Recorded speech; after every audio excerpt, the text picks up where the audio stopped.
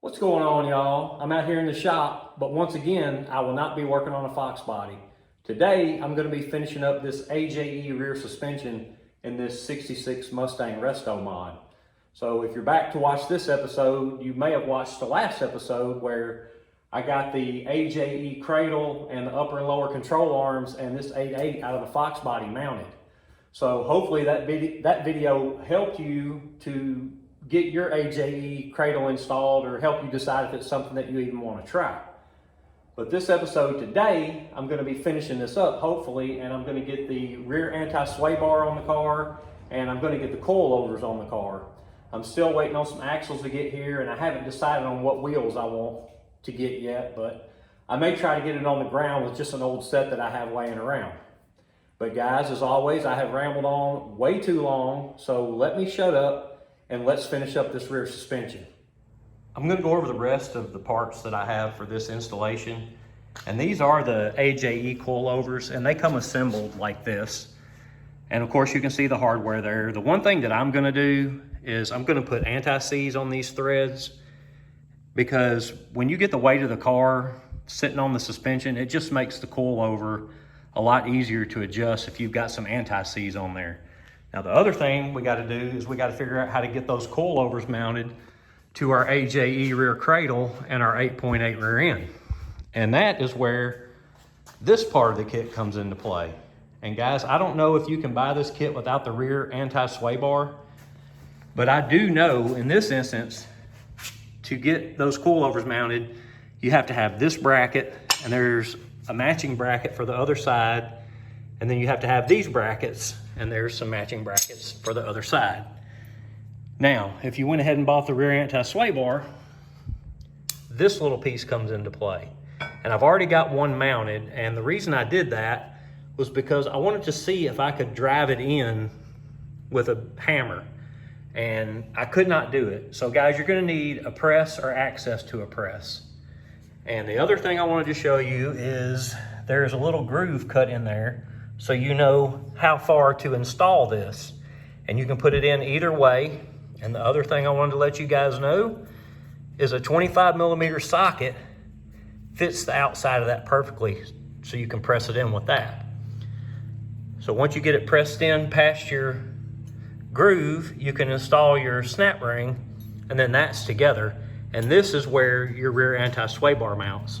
I'm going to be focusing on one side of the car so you can get a better view of exactly how all the brackets go on, where the bolts go, how the coilover mounts, how the rear anti-sway bar mounts, and everything like that, in case you're wanting to do this at home. Now, obviously the other side is going to go on exactly the same way.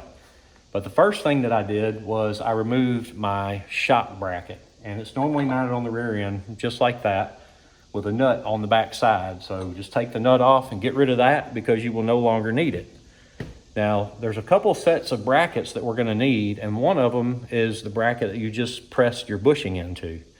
And the other brackets are what mounts your coilovers, and it's these L-shaped brackets. And the reason you need both of these at the same time is because once you get this bracket installed, you cannot get to the top bolt for mounting this bracket. So let me show you how this goes together, and I'm gonna just show you guys something on this L bracket. They really only go one way. There's gonna be closed at the back side, and then you're gonna have an opening on the other side where your coilover will mount. So we're just gonna keep these bolts loose so we can kind of spread them apart to get the coilover in there. But let me show you how these mount onto this bracket. So when Mr. Jim sent me a picture of this, they only used 2 bolts in this bracket, but I'm going to use 3 just to make myself feel better about it, I guess. But the bolts need to go in from the back side, because you will not have room once this is mounted to get to everything. Once again, we're just going to mount them very loosely here.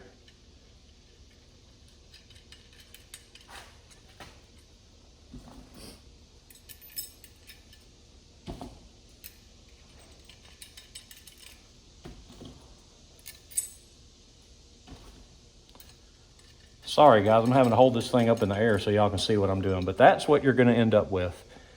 The coilover bracket is going to be below the other bracket just a little bit. Now, I'm going to take this bolt out and get everything mounted.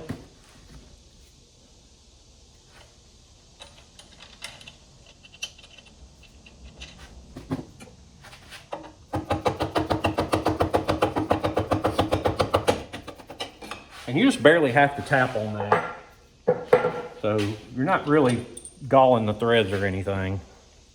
Now this bracket, if you look, it's got a flat spot on either side, and that flat is going to ride basically on the bottom of your factory bracket.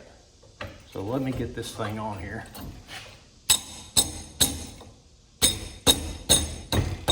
And you'll see exactly how it lines up, because your old shock mounting hole will line up with the new hole of the bracket, and you're actually going to run a bolt in there.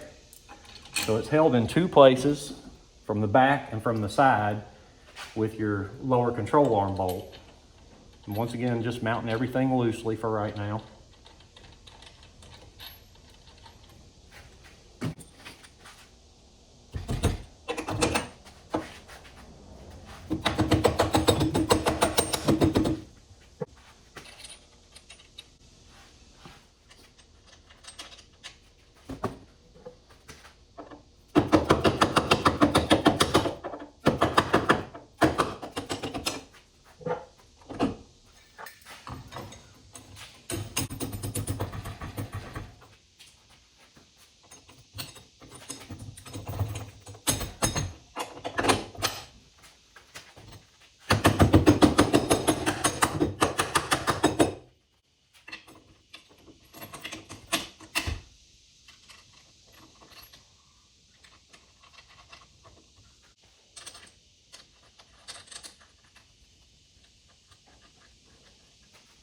Now I'm just going to snug these down.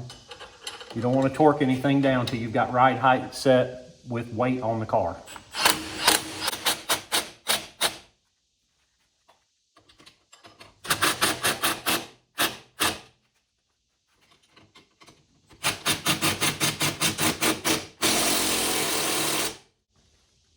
The rear mounting bolt, I'm going to go ahead and tighten down.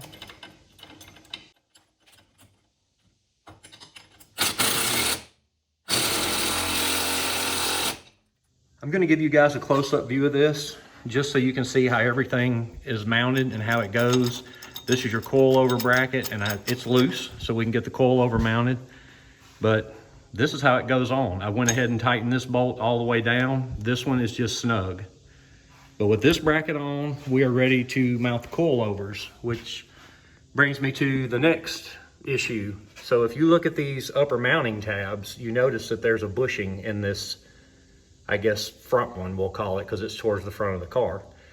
And the guy at AJE told me why this bushing was needed, but that's been over a week ago, and I'm not gonna lie, I can't remember what he told me, but I can tell you this. These two holes are different sizes, so that is what this bushing is for, to make these two holes the same size. So if you don't have that bushing installed, you're never gonna get a bolt in there. I've got my anti-seize on my coilover, so let's see if I can get these things mounted.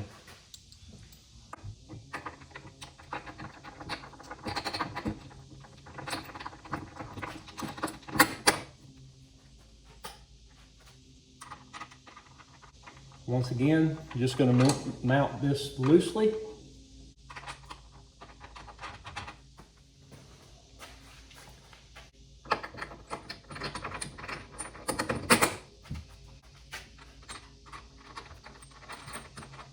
Now I'm just going to use my screw jacks to raise the rear end up so I can get the bottom of the coilover mounted in the lower coilover bracket.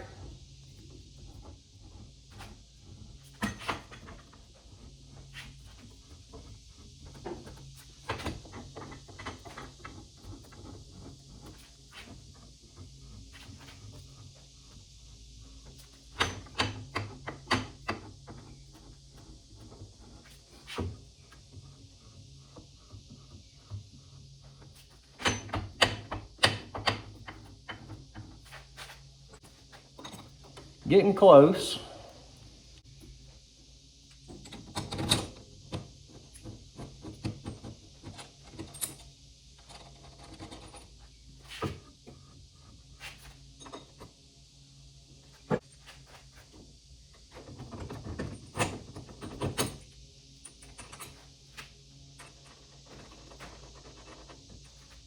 Now that I've got the coilovers on the car, I'm gonna go ahead and torque down all of the mounting hardware, the 3 bolts over here, and the coilover mounting bolts. I'm gonna torque them off camera, but guys, torque specs are between 35 and 40 foot-pounds.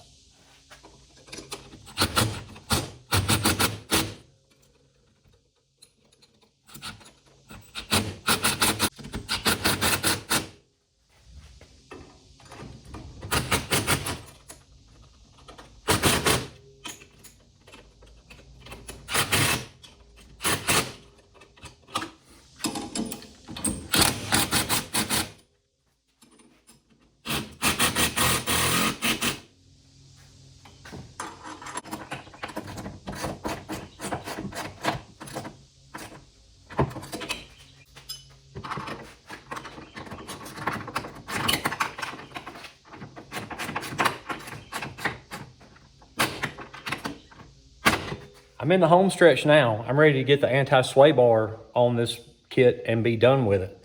But to get that done, you've got to get these 2 little bushings out of your kit. And these only go in one way, but the shouldered end points towards the differential, and you're gonna install it into your bushing that we pressed in a while back.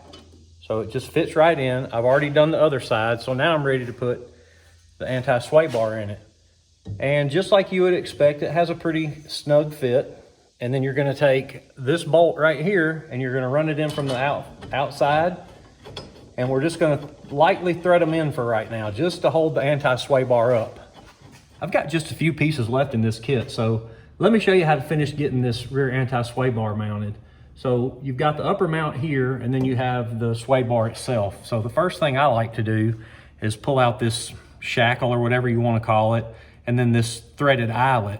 And I normally run it down about halfway.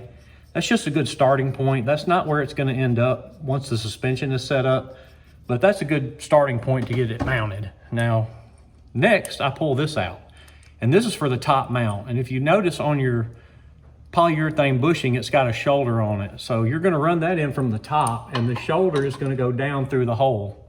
Now on the bottom side, your shoulder is going to go up through the hole like that. And then you pull your shackle with your threaded eyelet back out and run it up on there. And I just like to snug it down for now. And then you're gonna get it lined up with your rear anti-sway bar. And there's 1 bolt left.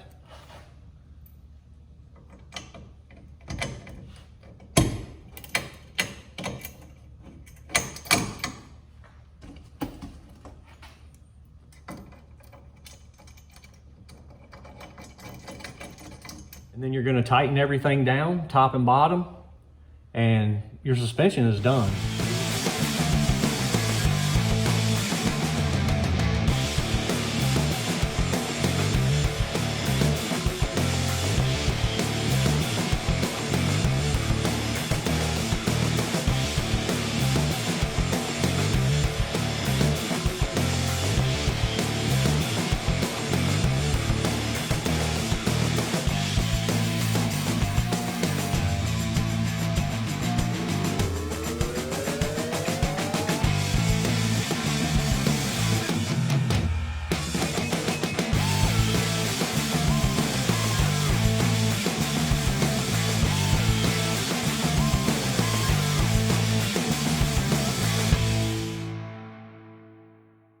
Guys, I'm going to go ahead and wrap this one up, and you can see from the past 2 videos on this AJE rear suspension that this is a labor-intensive and time-consuming project, but in my opinion it is worth it because you can see the final results.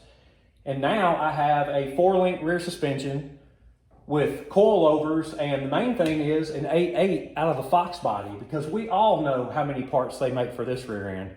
So you can basically do anything with this rear end at that point. And as a matter of fact, this car is getting a positive traction center chunk and it's getting 355 gears. I already have the 5-lug axles in it because this car is getting 5-lug wheels. Now I've still got some more work to do. I've got to get the wheel studs in the axles. Then I have to take some measurements to see what my offset is for the wheel and get the wheels on the car. Then get it sitting on the ground and set my pinion angle and my ride height.